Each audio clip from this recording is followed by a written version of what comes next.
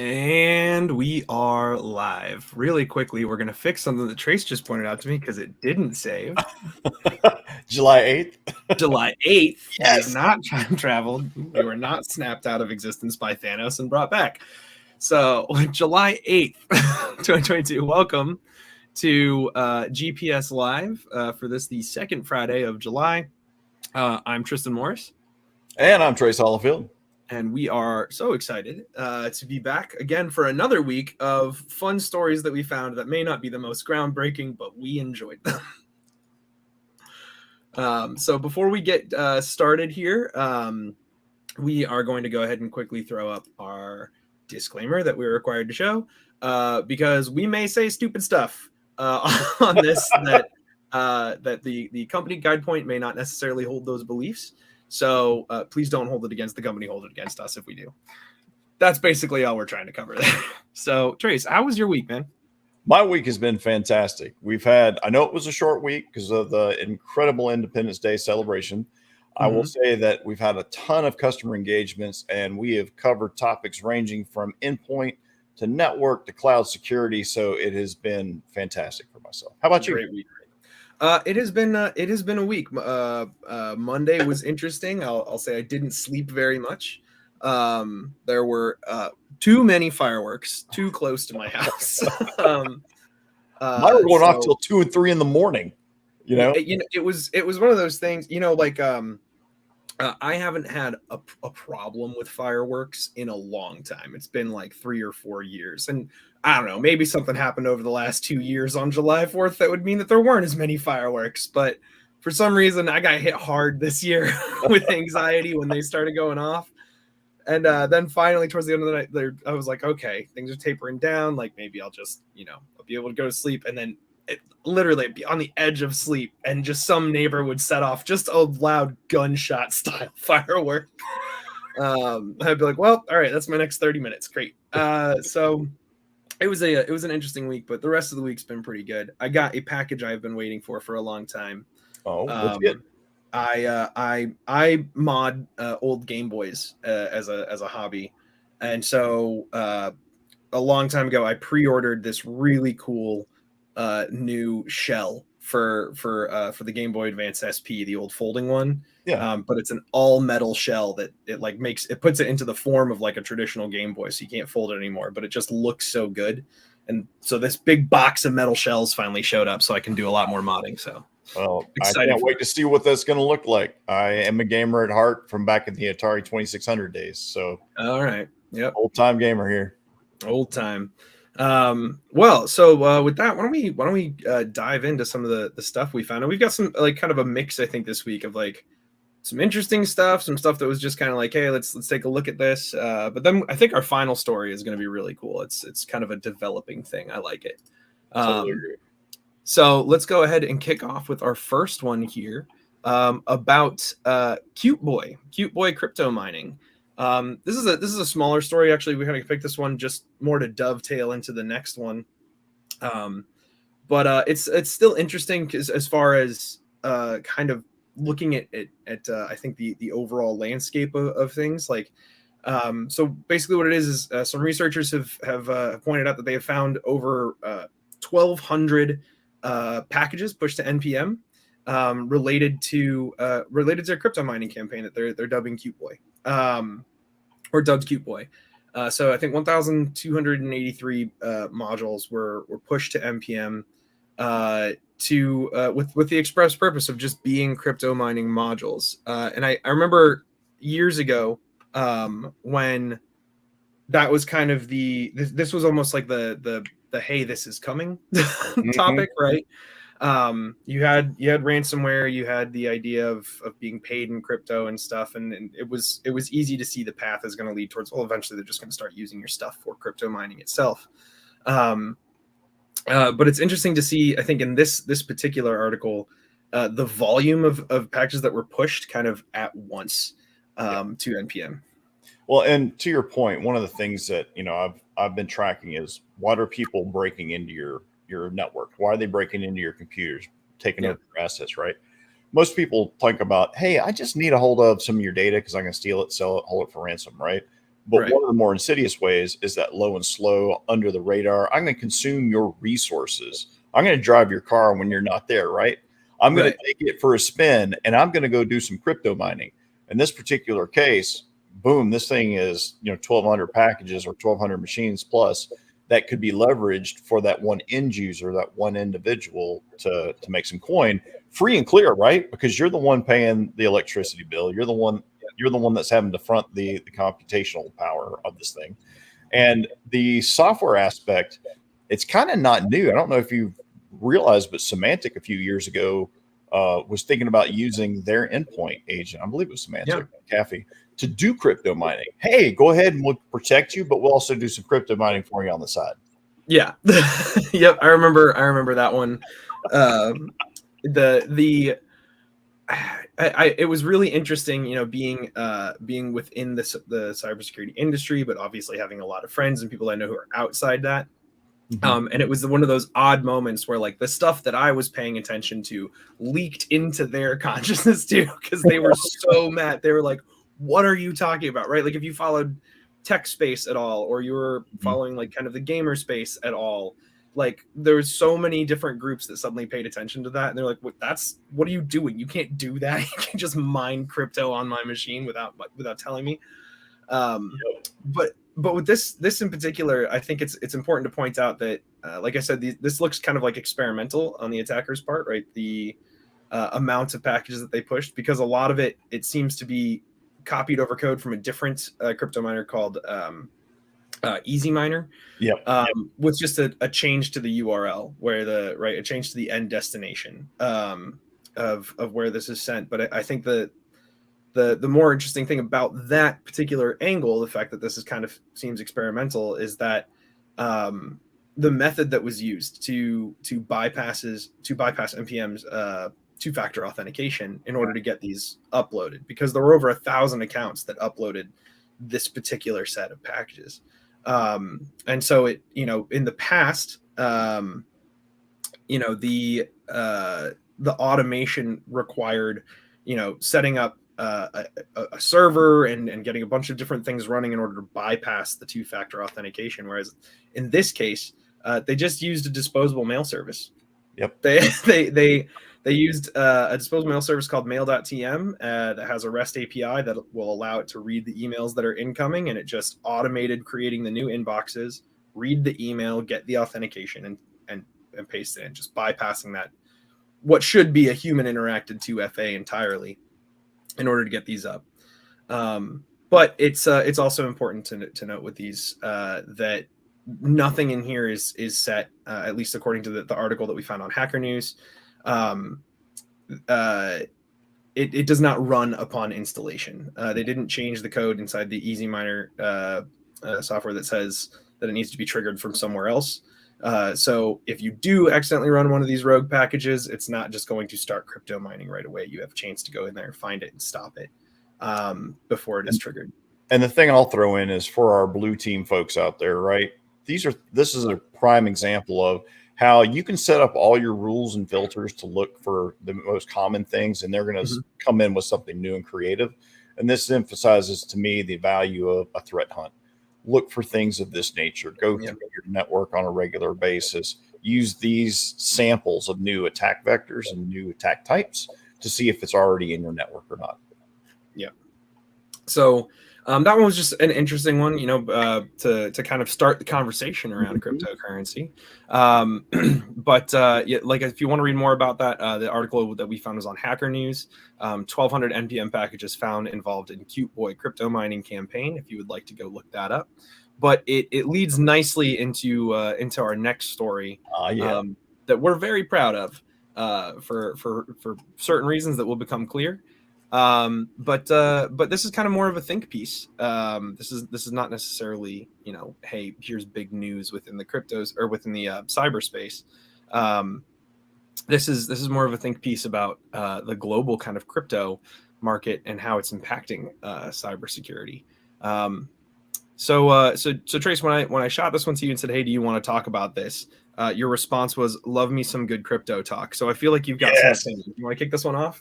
Yeah, sure thing. So to highlight this particular story, right, is that as we all have seen this global economy get shifted lately, right? Things are Yep. going down. Crypto is crashing. Almost all the altcoins have lost a lot of their value. I mean, even the main guys like Bitcoin and Ethereum have taken a pummeling big time, right? Yep. So, what does that mean ultimately to the folks that are leveraging this for their revenue generation, right? I.e., ransomware, because that's pay me in Bitcoins. So, what they're seeing is a kind of a shifting away from that. And one of the reasons we like this article a lot is that Mark Lance, who is our VP of incident response, he's actually Mhm. quoted in this article. And Yeah. so what he was talking about in here is that, many ransomware attacks fly under the radar these days because the attacks aren't as novel as they once were. And many ransoms get little attention because they have the type of consumer fallout that last year's headlines got, like Colonial Pipeline, right? Right. But it's still prevalent. It's still out there. And part of the shift, too, I know it's not covered in the article, but I see it with my customers. We talk about it, and that's cyber insurance. Yeah. So there's also a shift in the industry that, hey, I got insurance. I'm good. I'm covered. Right. Well, now what's happening is that coverage value is coming down. 10 million is now 5 million. And what Right. you need to do has gone up. Your requirements to meet those minimums has dramatically increased. So there's a major shift in the entire industry of what's happening from the insurance side to how the crypto component is being playing into this, right? Because Right. these guys are still after money at the end of the day, right? Yeah. They're just going to shift a little bit on how they're doing it. Yeah, and I think this article that we're talking about here, where Mark Lance was quoted, is on CNET, but it's I think when I was talking to those guys, directly here about it, and we were talking about the article itself, the point in there is that the crash is obviously going to impact the way that these guys operate, but it's also just a math equation for them, right? Value of thing that they want goes down by half. They ask for twice as much, and that plays directly into what you were just talking about there. And maybe I missed this within what you were saying quickly, but like with the cyber insurance aspect of it, like you said, the requirements for operating within cyber insurance and getting cyber insurance lined up are becoming more stringent. The values that they're willing to pay out are going down, but because of that crypto market crash, the as the amount that they need to ask for in ransom goes up, and it is changing. Well, Right, it makes it makes this really interesting kind of like triangular equation where you have to have all three of these values plugged in, and maybe you'll get to the end goal. But one of the things that's doing is there was already kind of a swell, a kind of a shift back towards more traditional malware and kind of away from ransomware. We were starting to see a rise in non-ransomware attacks, in order again to go after that end goal of making money. I mean, these guys are operating a business essentially, right? So when they see the value of one avenue of business starting to go down and becoming harder to make money, they're going to shift back towards the more traditional things that predated ransomware. So we're starting to see that shift back. it's the human element, right? How much Right. money can I get for the least amount of effort? Right? Yep.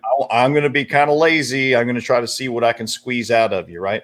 And that's why the first story has a lot of value is once I infect these machines, they do the work for me, and then I'm going to make money off of them, right? Yep. When it comes to the ransomware piece, sometimes it's how much can I get out of you before it's going to be so painful that you don't pay it, right? Yep. And there's another article I don't think we actually covered here, but like in the Information is Beautiful site, they have Yeah. a really good visual on who actually is paid ransomware. And you're seeing that value not as high as you would think, right? Mhm. And that's because Right. of these other factors that are in there, which Yep. also leads to, well, where can I make some money? And that shifting of what they're trying to accomplish. Yeah. And there were stories before before this that you would see about. In fact, I think John Oliver one time did a piece on ransomware on his show, and a story that he highlighted was just an average everyday person getting hit by ransomware and asking for a much smaller amount, but it was like, hey, we have all of your photos of your grandchildren, right? But this is something that you and I were talking about just before we went live. Was an article that I saw about a ransomware that was specifically targeting NAS, like home NAS devices that are operated just in a home. So if you're a person who already has a network attached storage set up in your home, that means you've already got a lot of valuable files that you were looking to keep in one place and back up. You didn't want to save them on, Google Drive or whatever. You wanted them all easily accessible and local in your house. And so ransomware targeting, the market of shifting towards that market of like, oh, well, these people aren't going to have, stringent requirements they had to meet to get cyber insurance. They just want their pictures back. They just want their movies back, whatever it is, and asking for a much smaller amount. But if you can hit a lot more people and get that small amount, that's all going to total up. It's the volume effect, right? If I can get 10,000, $1,000 transactions, right, versus 1,000, I'm still ahead, right? Yep, exactly.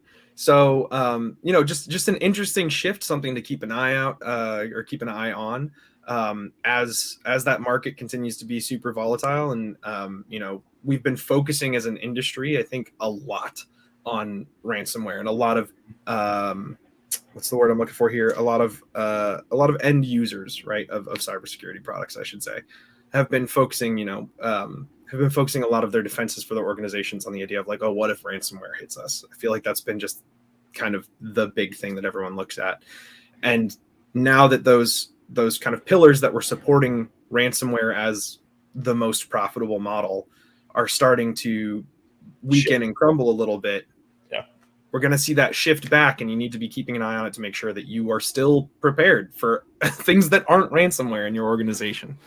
So that actually, though, does lead to our other story. Let's see. Actually, we've got some good comments coming in here, I think. Jill says, Jill points out, it's such an engineer thing having a NAS at home. You're right. Speaking of someone who built their own NAS using a Raspberry Pi and a bunch of... Don't know what you're talking about. Yeah. Engineers? No, absolutely not, Jill. Non-engineers call those external hard drives. Yes. Yeah, you're right. Yep. We don't have time in this small 30-minute stream to go into the subtle differences between a NAS and an external hard drive, but Joe, we appreciate you watching. You nailed it. Yeah, that is a unique, like, only us and the people specifically watching us would be like, oh yeah, I'm very worried about the NAS that I have hooked up to my systems. The rest of the world is not as concerned. But speaking of shifts in attack patterns and ransomware, of course you did, Tristan. Yes, Jill, I did build my own NAS. Speaking of those shifts, though, and the attacks that we're seeing, and in the way that groups are operating, it brings us to our final story, which is developing still. It seems like there's been some active commentary that you were sending me earlier, Trace. So since you actually I think you said you reached out a little bit and we're doing a little bit of your own research, I think you should take this one too. Yeah, sure, no problem. So in short, like the highlight is that, and I love the Chiron on this one, right? Bad actors use automation tools designed for good purposes. Surprise, surprise, right?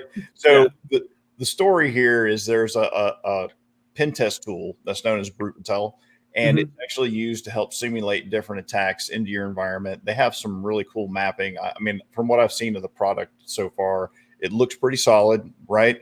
And that's probably why bad actors said, hey, I think I need to get a hold of that, and I'm going to use it for my nefarious purposes, right? Now, the organization has set up some rather, I would say, light requirements to validate that you're a real organization and you're really going to be using that. However, I think that it's kind of easy to bypass those little security checks, prove that you're a real person, right? Yeah. And so they're able to use this, and that's where Palo Alto has been able to detect that this tool is actually being used in the wild to attack organizations, right? So Palo's like, hey guys, you need to pay attention to this. This is another attack type coming your way. And what I have seen in the last couple of years are some of those automation of pen testing tools. I mean, our teams used them. We've helped sell those products. I think they are good when you're using them for that particular purpose of, let me validate my weaknesses and how do I shore them up so bad actors don't get there first. However, in this particular case, this is one you got to keep a sharp eye out, because tools of this nature will definitely ramp up those attack vectors, right? The attack volume, right? And it's only a matter of time when one of them breaks in.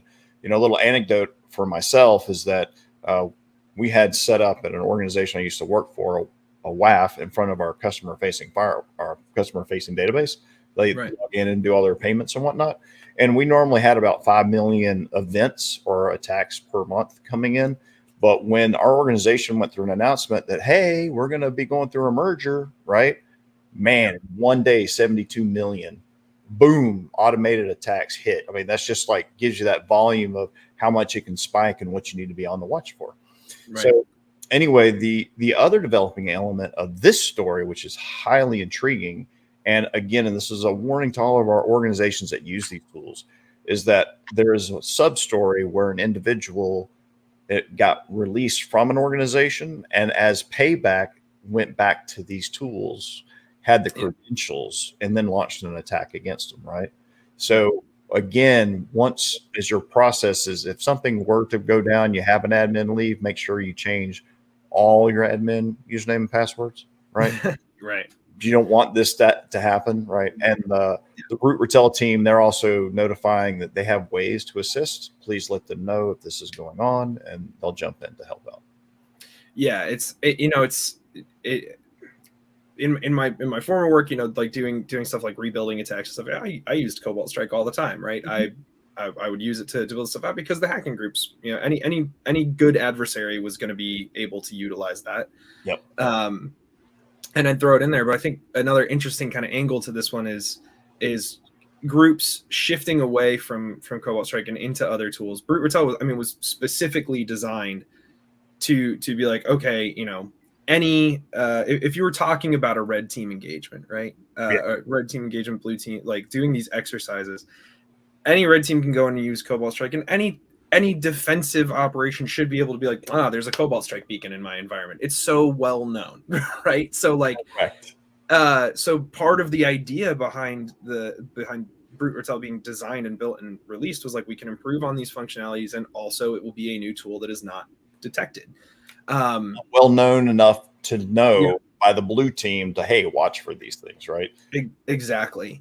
And so, it poses kind of a unique threat. I think to say that, it's a scary hypothetical to say, hey, groups might be starting to move towards this tool, and you may not be prepared to get into it, or to find it. But I think like we said, like the Chiron says, right? Like it surprises no one that this stuff eventually makes its way into the hands of attackers, and they do have the method set up to try and validate anyone who's buying a license to say like this is an actual organization.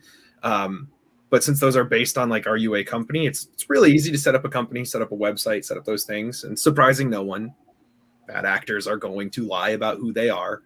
And coming from a company in the past that made a cybersecurity tool, like made an endpoint protection tool, and we gave out proof of concepts, right? Like you could ask for a proof of concept.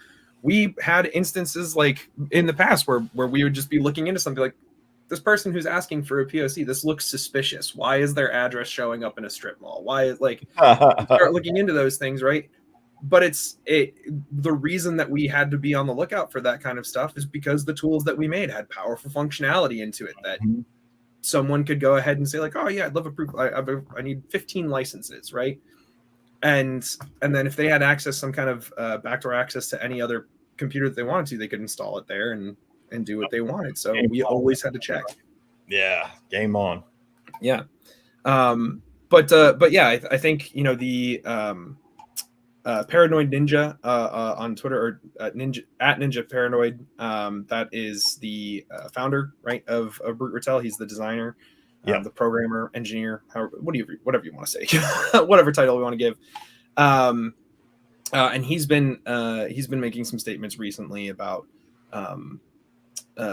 what's been going on, and specifically about the license that that former employee that you mentioned from another organization was able to kind of utilize And it's important to note that he stated they've gone through, they found which licenses were being abused, they've revoked them, Right. Exactly. and they are taking measures, like you said, to handle this. So if you feel like maybe this is something that could be affecting you at your organization, that you need to reach out to them, and they have methods set up to help you out.